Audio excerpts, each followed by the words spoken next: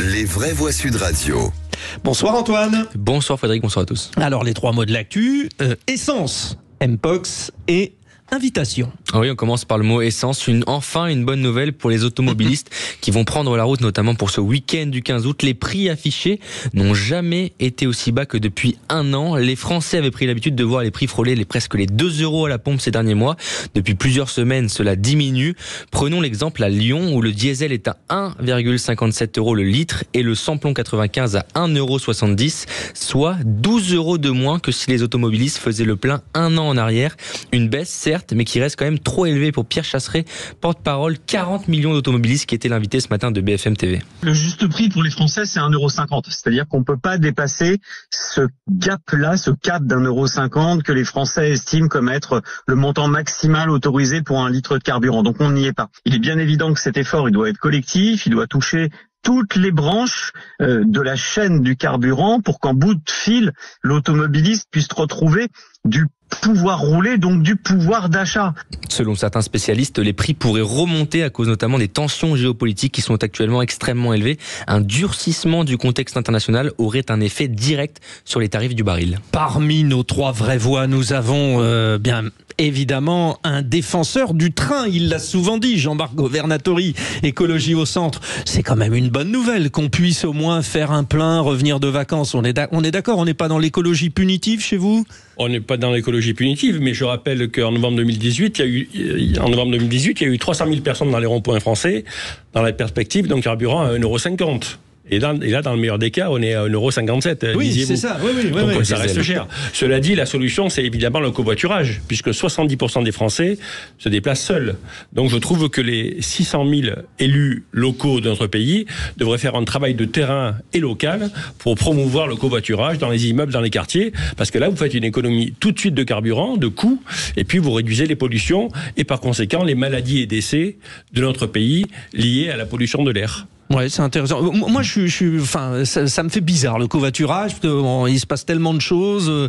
Je sais pas. C'est une question de culture et d'habitude. Oui. Non, mais puis je sais pas de sécurité. Si ma fille me dit, papa, je pars en covoiturage avec quelqu'un, je sais pas. Vous en pensez quoi, Pierre Clairet ? Non, c'est vrai, c'est pas ce qui est le plus sécuritaire, le plus. On n'a peut-être pas l'habitude, hein.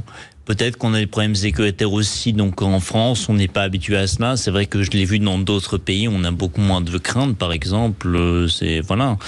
Et au Japon, par exemple, non, il n'y a pas de problème comme ici, alors que ici, quand je rentre à Paris, parfois, je dois faire attention à mon téléphone, par exemple. Donc ceci explique cela, et je pense que oui, c'est dans les coutumes, les mœurs de chacun, en fait. Bon, donc ça, c'est sur le covoiturage lancé par Jean-Marc Governatori, mais avec vous, Aurore, je reviens sur cette histoire d'essence.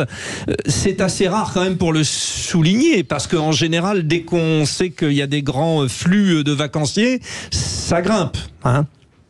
Oui, alors bon, c'est bien que le prix de l'essence quand même revient à des prix un peu plus raisonnables. Mais moi, j'aurais tendance à penser aussi que le train et le covoiturage sont des solutions intéressantes, qu'on devrait plus explorer. Nous, dans le sud, par exemple, sur Toulon-Cuers, il y a des aires de covoiturage qui ont été créées. Depuis quelques années, d'énormes efforts sont faits. Ça fonctionne. D'ailleurs, après, j'entends bien cette question sécuritaire et cette question de confiance, mais sur les réseaux sociaux, quand même, quand il y a du covoiturage sur toutes les applis, les gens mettent si ça s'est bien passé ou si ça s'est pas bien passé. Donc, je pense qu'on peut quand même arriver à gérer ce côté sécuritaire. Mais moi, pour en revenir au train, il y a quelque chose que je trouve assez déplorable en France qu'on ne développe pas, c'est le ferroutage. Oui. C'est-à-dire qu'en fait, notre problème aussi en France, on va être clair, et là pour des raisons sécuritaires sur les routes, c'est les camions.